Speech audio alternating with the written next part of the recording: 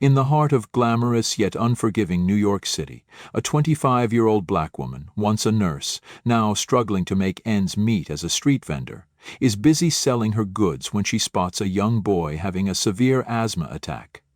Without hesitation, she rushes over and uses her medical skills to save him, unaware that the boy is the son of a powerful healthcare tech billionaire. That single act sets in motion a chance to change her life forever. Before we dive in this story, let us know where you're watching from. We love to hear your thoughts. The morning sunlight slipped through the cracks between Manhattan's towering glass buildings, falling in long golden stripes onto the sidewalk. It was a crisp spring day, the kind of morning that made the Upper East Side hum with quiet affluence. Black cars purred along Fifth Avenue, drivers in suits checking their watches. Women in sleek workout clothes sipped iced lattes as they walked small, expensive dogs. Behind the polished windows of cafes, soft jazz played while silver-held men in tailored blazers read newspapers folded just so. But Amara James didn't belong here, and she knew it. She pulled her thin gray cardigan tighter around herself as the wind picked up along East 72nd Street. The faded fabric couldn't do much against the early chill, but it was all she had. On her left arm, a canvas tote bag strained with the weight of bottled water and packs of tissues, the small portable goods that street vendors like her relied on to make a living in this city of glass and marble. At 25, Amara had the kind of beauty that didn't need to announce itself. Warm brown skin, high cheekbones, a cascade of tightly coiled black curls pinned back from her face. But these days exhaustion sat beneath her eyes, and lines of worry pressed faint shadows into her forehead. Life had hardened the edges of her expression, carved quiet caution into the set of her jaw. A year ago she wore scrubs instead of this cardigan. A year ago she was a nurse. Now she sold water and tissues on the street. Her sneakers scuffed against the pristine concrete as she made her way toward the southeast corner of Central Park. It was the best spot she'd found. Tourists, joggers, nannies with expensive strollers, people who either had cash or felt just guilty enough to spare $1. Amara stopped near the stone steps leading into the park, adjusting the tote on her shoulder. For a moment she simply watched the crowd pass by. This city never paused. It churned, relentless, unforgiving. And people like her, they drifted along its edges, unseen. She exhaled slowly, letting her gaze lift to the high-rise buildings that sparkled in the distance. They looked like they belonged to another world, and in many ways they did. The world where people like Ethan Blake lived. Of course, she didn't know his name yet. Not now, not at this moment. But fate, as it often did in New York, was already winding its quiet way toward her. A sharp, muffled thud broke her thoughts. Across the street, near the park's stone wall, a young boy collapsed onto the sidewalk. Amara's breath caught. The boy, no older than 7 or 8, had been walking beside a tall man in a dark wool coat. The man, likely his father, had been half distracted, speaking on his phone. Now the phone clattered to the ground as the man dropped to his knees. "Caleb?" The man's voice cracked with sudden panic. Hey, Caleb, come on, buddy."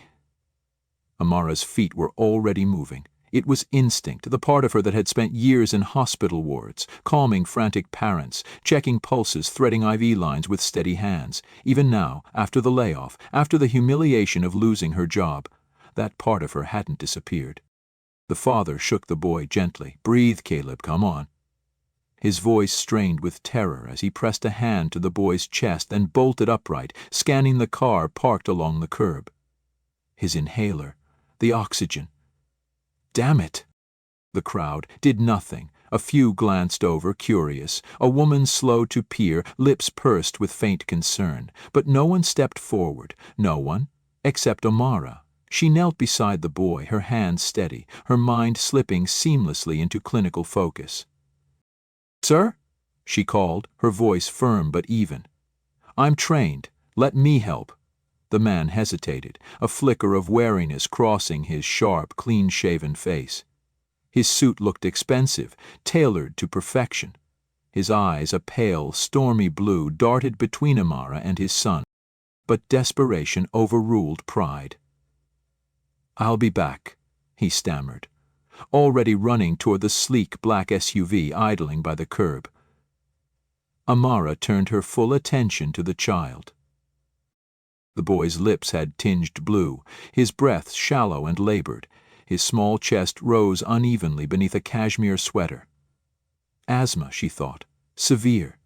She checked his airway, tilted his chin gently, her fingers pressed against his pulse point. It was faint but present.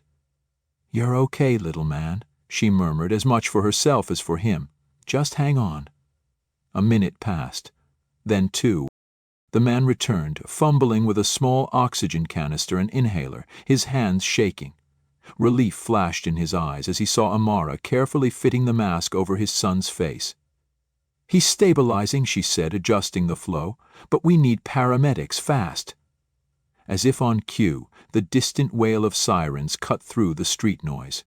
The father, Ethan Blake, though his name still floated unknown to her, sank down beside her, his palm resting protectively on the boy's shoulder.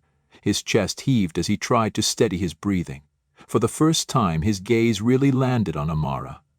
You knew what to do," he managed, his voice raw.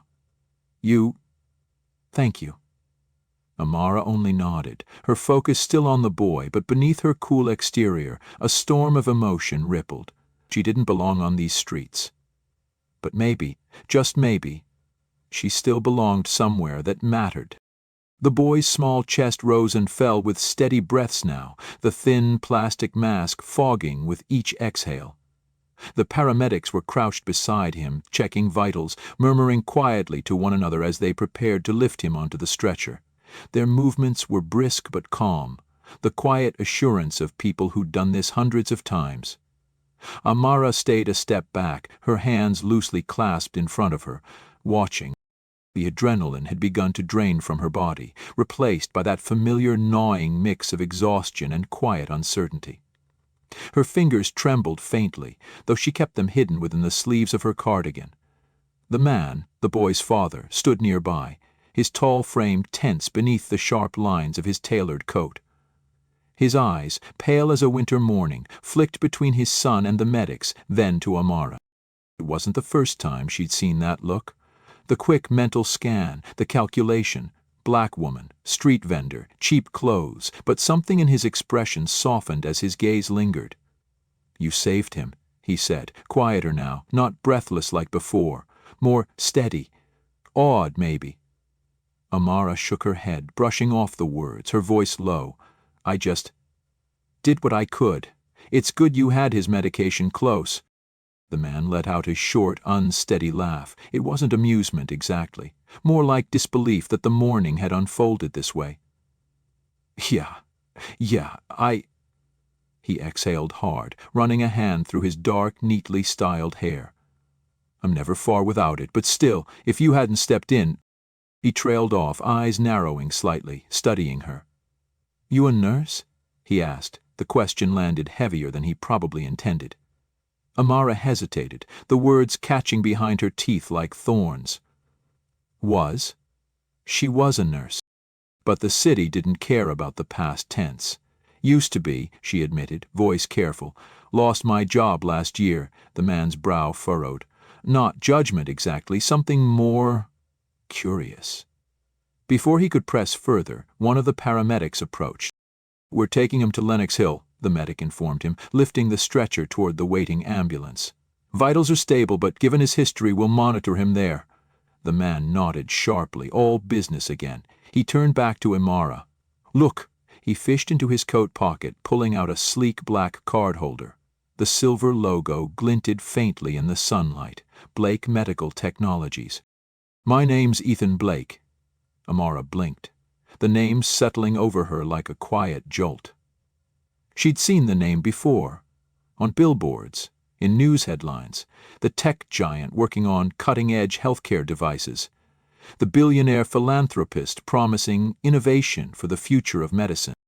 And now, standing in front of her, sleeves slightly rumpled from kneeling on a dirty New York sidewalk, was the man himself. "Amara," she offered, hesitating a second before slipping the card from his hand. You saved my son today, Amara, Ethan continued, his voice lower now, more grounded. I owe you more than a thank you. She tucked the card into the pocket of her tote without looking at it. You don't owe me anything. Just make sure he's okay. Ethan tilted his head slightly, that calculating gaze returning, but this time it wasn't cold, it was considering. Her hand. Are you working right now? He asked, glancing down at the bottled water and tissue packs still peeking from her bag. Her jaw tensed slightly. The familiar sting of embarrassment pressed against her ribs. She forced her voice to stay level. Yeah. Selling. Just trying to make ends meet. There was a pause. Not long, barely a heartbeat, but enough. Enough for her to feel the weight of the two worlds colliding here. His, gleaming with glass towers and sleek cars, and hers, worn thin at the seams. Ethan's eyes softened, almost imperceptibly. Listen, he said, pulling out his phone, fingers moving quickly across the screen. I know this is sudden, but I run a department focused on community outreach. We've been looking for people who understand both sides of the city, people with real experience. Amara's brows lifted, cautious. You offering me a job? Ethan smiled faintly. I'm offering you a conversation. After my son's okay, after this morning? He pocketed his phone. You clearly know what you're doing. I'd like to hear your story. A long beat passed between them. The distant wail of sirens had faded. The murmurs of passers-by quieted. The wind stirred the edge of Amara's cardigan. She should say no. She should walk away, stick to what she knew, the streets, the grind, the familiar ache of getting by. But something flickered in her chest. A small, stubborn ember. Possibility. Finally she gave a small nod. Okay. A conversation. Ethan's smile widened just a little. He extended his hand. Thank you, Amara. For everything. She took his hand, warm, steady, and for the first time that morning allowed herself to exhale. It was strange, Amara thought, how quiet the inside of a building could be. Outside, the city was a constant hum, sirens, footsteps, impatient horns, the low murmur of a million conversations overlapping. But in here, behind the tall glass doors of Blake Medical Technologies, it was like stepping into another world, a world of polished stone floors, muted tones, and carefully curated silence. Her sneakers made no sound on the marble as she crossed the vast, gleaming lobby. She tugged at the sleeves of her cardigan again, though this one was newer. A clean navy blue, borrowed from a friend after some quiet pleading. Her curls were pinned back neatly, her minimal makeup done with care. But still, as she caught her reflection in the mirrored elevator doors, the doubt crept in like a shadow. She didn't look like them. The employees who brushed past her, their heels clicking with purpose, their suits tailored, their ID badges swinging from polished lanyards. They looked like they belonged here. Amara was still trying to believe she wasn't dreaming. 2 days had passed since that morning in the park. 2 days since Ethan Blake had handed her his card and told her to call. She hadn't planned to. The card sat untouched in her tote for nearly 24 hours, as self-doubt gnawed quietly at her resolve. But then she remembered the look in his eyes. Not pity, not charity, something else. A chance. So now, here she was. The elevator chimed softly as it reached the 27th floor. The doors parted to reveal a sleek reception area flooded with natural light. Floor-to-ceiling windows overlooked the city skyline. The same city that had tried so hard to push her to the edges. Behind a glass desk sat a young woman with sleek blonde hair, tapping briskly at a tablet. Her eyes lifted as Amara approached, the faintest flicker of polite curiosity crossing her face. "Can I help you?" the receptionist asked, voice cool but not unkind.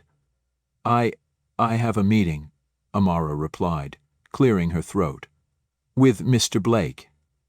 The woman's brows lifted slightly, a subtle note of surprise surfacing before she schooled her expression. "Name?" "Amara James." The receptionist typed quickly, scanning her screen. After a moment, her gaze softened with faint recognition. Ah, right, he's expecting you. She gestured toward a pair of frosted glass doors. Conference room 2, just down the hall. Amara nodded, pulse quickening as she turned. The hallways gleamed with quiet efficiency. Glass walls, sleek furniture, hushed voices drifting from offices.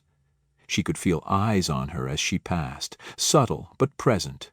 By the time she reached the conference room, her palms were clammy, her heart knocking gently against her ribs. The door opened soundlessly. Inside, Ethan Blake stood by the window, his back to her, phone pressed to his ear. He wore a crisp gray suit today, no tie, sleeves rolled slightly at the cuffs. His posture was relaxed, but the quiet authority in his stance was unmistakable. As the door clicked shut behind her, he glanced over his shoulder. His expression shifted, softening with recognition. "Yeah, I'll call you back," he said into the phone, ending the call. "Miss James?" he greeted, stepping forward with an easy smile. "Glad you came." Amara's throat felt dry, but she returned the smile, faint but genuine. "I almost didn't—" Ethan chuckled lightly, motioning toward the chair across from him. "I figured as much. Have a seat." She lowered herself into the chair, fingers lacing together in her lap. For a moment, silence settled between them. The muted cityscape stretched beyond the windows, vast and indifferent. Ethan leaned back slightly, studying her, not with the condescension she half expected, but with quiet curiosity. "You hesitated," he observed. Amara shrugged, honesty easier than pretense. "It's a lot," she admitted. "All this—" Her gaze flicked around the sleek room. "Your company, the attention." "Understandable," Ethan replied easily. "But you didn't hesitate when my son collapsed." The words landed softly but firmly. Amara exhaled, the tension in her shoulders loosening slightly. "That's different," she murmured. "Helping someone? That part I know." Ethan nodded, eyes thoughtful. "Good. That's exactly the part we're interested in." Before she could respond, the door eased open again. A woman entered, tall, poised, with sharp cheekbones and a sleek navy suit that looked more expensive than Amara's entire month's rent. Her eyes, a cool shade of gray, skimmed over Amara with professional detachment. "Mr. Blake," the woman greeted, tone clipped but respectful. "We have the quarterly reports ready." Ethan nodded, gesturing toward Amara. "This is Amara James. She's considering joining our community health division." The woman's gaze sharpened fractionally, though her smile remained intact. "Ah, welcome." A pause, calculated but smooth. "I'm Victoria, head of strategic operations." Amara offered a small, measured nod. "Nice to meet you." The undercurrent in the room shifted, subtle, but there. Victoria's eyes lingered a moment longer, assessing, before she turned back to Ethan. "I'll leave you to it." As the door closed behind her, Amara's stomach twisted faintly. Ethan sighed, offering a rueful smile. "She's not subtle, I'll give her that." "You don't have to explain," Amara replied, voice steady. "I know how this looks." Ethan's gaze sobered slightly. "Maybe, but what matters is what you can do, not what you look like walking in." Amara let those words settle, quiet but carrying more weight than he likely realized. She wasn't naive. She knew stepping into a place like this wouldn't be easy. The degrees, the connections, the sharp edges of privilege woven into every conversation. It wasn't a world designed for people like her, but maybe, just maybe, that was exactly why she had to be here. "I'll give it a shot," she said finally, her voice calm, steady beneath the nerves. "But I'm not here to impress anyone." Ethan smiled, the corner of his mouth lifting with quiet approval. "Good. We don't need more people trying to impress. We need people trying to change things." Amara exhaled, her shoulders straightening. For the first time in a long time, she believed him. The hum of fluorescent lights filled the small conference room, faint but constant, like the nervous energy simmering beneath Amara's skin. She sat at the long, polished table, surrounded by sleek glass walls, watching as charts flickered across the screen at the far end. Technical terms scrolled by. Acronyms, efficiency metrics, projected outcomes, all delivered in cool, confident voices by people who hadn't set foot beyond the safe borders of this building in years. People like Victoria. At the head of the table, Victoria's eyes scanned the room with sharp precision as she clicked through the slides. Her voice was steady, clipped, practiced. Our community health initiative is entering the final deployment phase. Prototypes of the portable health monitors have been distributed to the pilot sites. A murmur of agreement rippled through the group. Amara stayed quiet, fingers curling lightly around the paper cup of coffee in front of her. The logo, Blake Medical, gleamed faintly beneath her thumb. It had been 3 weeks since she walked through those glass doors for the first time. 3 weeks of learning the language of this place, of quiet observation, of late nights reading technical manuals she barely understood at first, of sideways glances from colleagues who wondered what a former street vendor was doing at their table. And now, the project, the one meant to bring affordable, cutting-edge health monitoring devices to underserved neighborhoods, was faltering. The data didn't lie. Victoria advanced to the next slide, her voice cool but tight at the edges. Early reports show inconsistent device performance in several deployment zones, battery life failures, connectivity drops, user errors. A faint shift of unease in the room. Ethan sat near the window, his expression unreadable, eyes fixed on the screen. Amara's chest tightened. She knew those neighborhoods, knew them in a way the rest of this room never could. She'd seen the peeling paint on clinic walls, the overloaded power grids, the way technology designed in sleek offices often broke down the minute it touched reality. Victoria's voice cut through her thoughts. Our engineering team is investigating, but at this stage, if performance doesn't improve, the board may pull funding. A quiet, collective inhale from the group. Amara straightened, her pulse quickening. Her palms dampened slightly against the paper cup, but she forced her voice steady. "Did anyone actually go to the deployment sites?" she asked, her words careful but firm. "Talk to the people using the devices? See the conditions on the ground?" The room stilled. Several pairs of eyes shifted toward her, some curious, others faintly dismissive. Victoria's gaze sharpened, polite but cool. "Our field reports are compiled remotely," Victoria replied smoothly. "We rely on the local contacts and digital feedback loops." Mara's jaw tensed. With all due respect, that's not the same as standing in those clinics, seeing how these things hold up in real life. Victoria's lips pressed together in a thin, practiced smile. "And I suppose your background qualifies you to assess technical hardware?" There it was. The words weren't cruel, not on the surface, but the undertone was clear as glass. "You don't belong here." Amara's throat tightened, heat prickling at the back of her neck. For a moment, the weight of the room, the polished walls, the quiet superiority of it all pressed in on her. But then she remembered. The cracked linoleum floors, the patients lining the halls, the days she'd patched together care with worn-out supplies and broken monitors that corporate teams forgot about the minute their photo ops ended. Her voice steadied.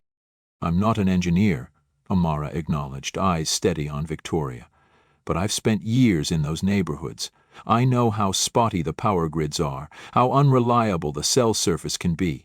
If you didn't account for that, it doesn't matter how perfect the specs look in this building." The room was silent. For a beat, two. Then Ethan's voice cut through, quiet but carrying weight. "She's right." All heads turned toward him. Ethan leaned forward, his elbows resting lightly on the table, his eyes, those sharp, stormy eyes, locked on Victoria. "We designed for ideal conditions. But ideal doesn't exist where these devices are needed most." Victoria's jaw flexed, but she remained composed. Ethan turned to Amara. "What do you suggest?" The question landed like a stone in still water. Amara hesitated, just for a second, then drew a quiet breath. "Smaller battery packs that don't overheat under strain," she began, her mind racing through memories of backroom clinics and overheated devices. "A fail-safe for when connectivity drops so readings don't get lost. And someone from here actually going out there, seeing it, talking to people." A faint ripple of murmurs broke the stillness. Ethan's lips curved, faintly approving. "You volunteering?" Amara met his gaze, steady now. The flicker of nerves still danced in her chest, but beneath it, resolve. "Yes," she replied simply. Victoria's expression remained unreadable, but the tension in her shoulders betrayed something quieter, resistance cracking, if only slightly. Ethan straightened. "Then let's make that happen." The meeting adjourned, papers rustled, conversations resumed in low tones. But as Amara stood, the weight that had sat heavy on her shoulders for weeks began to ease, just a little. It wasn't over. The doubt, the glances, the quiet tests she'd face in every room. But for the first time they'd listened. And in this world built on polished glass and distant decisions, that was a beginning. The hum of the subway still clung faintly to Amara's jacket as she stepped into the building. It had been almost a month since the meeting, the one where for the first time her voice cut through the glass and polish of Blake Medical and actually landed. Since then, her days blurred into late nights at makeshift clinics, dusty community centers, and overburdened shelters tucked between forgotten corners of the city. She'd walked through doors most of her colleagues wouldn't glance at, her totes slung over her shoulder, field devices and feedback forms in hand, and it worked. The adjustments she'd suggested, the simplified hardware, the fail-safes, the boots-on-the-ground conversations, shifted the needle. Reports stopped showing failures, the numbers improved. But more than that, the people, their relief, their guarded gratitude, told her everything she needed to know. Now, walking past the polished lobby and toward the elevators, Amara barely recognized the version of herself from that first uncertain day.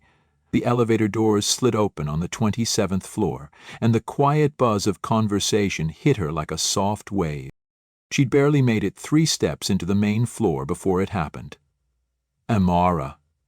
She turned, startled by the familiar voice. Ethan stood near the glass partition, a rare break in his typically composed expression, something close to quiet satisfaction flickering across his face. He wasn't alone. A small cluster of department heads surrounded him, their chatter pausing mid-sentence as his gaze fixed on her. For a brief second, the familiar undercurrent prickled beneath her skin, the old instinct to shrink back, to stay invisible. But this wasn't the same woman who sold bottled water on street corners. Ethan gestured her over. "Come here a sec." As she approached, the others turned, their polite smiles wavering into something different. Recognition, respect. She could read it in their eyes now, the quiet shift in perception. The outsider label hadn't disappeared completely, but cracks had formed. "Everyone," Ethan addressed the group, his voice carrying in that effortless, even tone she'd come to recognize. "If you haven't met her yet, this is Amara James. Thanks to her, our community health initiative is no longer a PR disaster in the making." A faint ripple of chuckles, some genuine, some politely measured. But it didn't matter. What mattered was the nods of acknowledgement. The way Victoria, standing at the edge of the group, offered a small, reserved smile, taut with quiet concession. Amara's throat tightened faintly, but she masked it with a measured smile. "Just doing my part," she replied evenly. Ethan's eyes held hers a moment longer than necessary. "You did more than that." The conversation shifted, the group drifting back into casual chatter. But the air around Amara felt different now, lighter, though still carrying the hum of quiet expectation. Later that afternoon, she found herself in Ethan's office, the skyline sprawling behind him like an indifferent canvas. The door clicked shut with a soft finality. "You handled that well," Ethan remarked, leaning casually against the edge of his desk, sleeves rolled neatly at the cuffs. Amara sank into the chair across from him, exhaling softly. "Public attention makes my skin itch," she admitted, her lips curving faintly. "But it beats being invisible." Ethan's expression softened. "You're not invisible anymore." The words, simple as they were, landed heavier than he probably intended. Amara looked down briefly, fingers brushing against the hem of her sleeve, the faintest smile playing at the corners of her mouth. "Funny how that works," she murmured, 3 months ago I was counting spare change on street corners. Now, I'm part of this." Ethan tilted his head slightly, his gaze steady but absent of the calculation she once saw there. "You were always capable of this. The system just isn't built to notice." A quiet pause stretched between them. Outside the windows, New York carried on, chaotic, humming, indifferent. Inside, something else settled. Not tension, not uncertainty, understanding. Amara straightened, her voice quieter now, but certain. "I appreciate the opportunity, Ethan, but I'm not here for handouts." His lips twitched in faint amusement. "Good. I'm not in the business of handing them out." A brief silence, warm but measured. Then Ethan's voice softened. "You ever think, maybe this isn't just an opportunity for you?" Amara's brows lifted. "What do you mean?" Ethan's gaze drifted toward the window for a beat, then back to her. "Our company talks a lot about making a difference, but most of us, we don't really know what that means, not firsthand." His voice was steady, but beneath it the faintest thread of something raw hummed. "You do," he added quietly. Amara absorbed the words, the walls she'd spent years building, pressing gently at the edges. Trust wasn't easy, especially not here, but maybe it was worth trying. She rose from the chair, her posture steady now, her voice light but grounded. "Well then," she said simply, "I guess we'll both learn something." Ethan's smile was quiet but real. "I look forward to it." As Amara stepped into the hallway, the weight of her presence here no longer felt foreign. For the first time in a long time, she wasn't just seen, she was counted. The late afternoon sun spilled golden light across the small community clinic on East 117th Street. The building wasn't much to look at, just faded bricks, peeling paint, a crooked sign that read Harlem Health Partnership. But to Amara it was familiar ground. She stood by the front steps, watching as a line of families and elderly residents gathered beneath the modest awning. Some clutched new medical devices in simple white boxes. Others listened as staff from Blake Medical explained how to use them. It was happening, not just in boardrooms or on PR slides, but here, where it mattered. Ethan's voice broke her thoughts, low and quiet beside her. "It's not glamorous, is it?" Amara smiled faintly, tucking her hands into the pockets of her jacket. "It never is," she replied, her gaze drifting over the crowd. "But it's real." Ethan nodded, his eyes following hers, watching as a mother held her son close, adjusting the small health monitor on his wrist. The boy, no older than 7 or 8, beamed up at her, wide-eyed, trusting. It reminded Amara of another little boy. "How's Caleb?" she asked softly, the name slipping easily into the space between them. Ethan's features warmed, his usual composed expression softening. "Stubborn as ever," he chuckled. "Healthy, thanks to you." Amara shook her head gently, though the corners of her mouth lifted. "You give me too much credit." "Not enough," Ethan countered, his tone steady. "You didn't just save him, Amara. You changed the way we look at all this." He gestured to the clinic, to the people filing through its doors. "This isn't just a project anymore, it's personal, for all of us." She let the words settle, feeling their quiet weight. For months, she'd clawed her way through doubt, the doubts of others, the doubts she carried herself. She'd been the street vendor, the outsider, the girl people politely overlooked. But now she wasn't invisible. The sharp click of heels on concrete pulled her from her thoughts.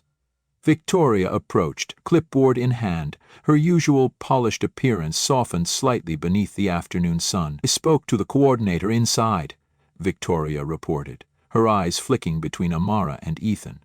"They've confirmed full deployment for the neighborhood by next week." A brief pause. "Your adjustments made the difference." It wasn't quite praise, not in the traditional sense, but coming from Victoria, it was close. Amara offered a small, measured smile. "It's a team effort."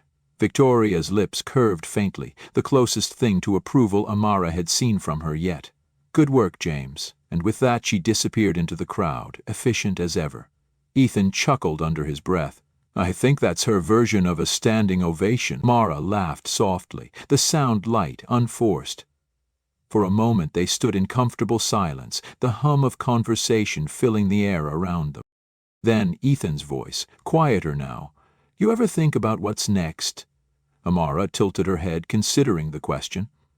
"I used to think what's next meant survival," she admitted, "making rent, getting through the week." She glanced back at the families in line, the sunlight glinting off new medical monitors. "Now, it feels bigger than that." Ethan watched her, eyes steady. "It is," she smiled faintly. "The weight of the city, its chaos, its contradictions, settling around her shoulders like an old familiar coat." But this time, it didn't press her down. It grounded her. The world wouldn't change overnight. The skyline would still gleam in glass and steel while neighborhoods like this fought for scraps. But she wasn't on the outside anymore, and maybe that meant she could pull others through the door behind her. "Whatever's next," Amara said finally, her voice certain now. "I'll be ready." Ethan's smile was quiet but sure. "I don't doubt that for a second." They stood together as the sun dipped lower, casting long shadows across the sidewalk, and for the first time in a long time, Amara wasn't looking up at the city from the outside. She was standing in the heart of it, and she wasn't going anywhere. Join us to share meaningful stories by hitting the like and subscribe buttons. Don't forget to turn on the notification bell to start your day with profound lessons and heartfelt empathy.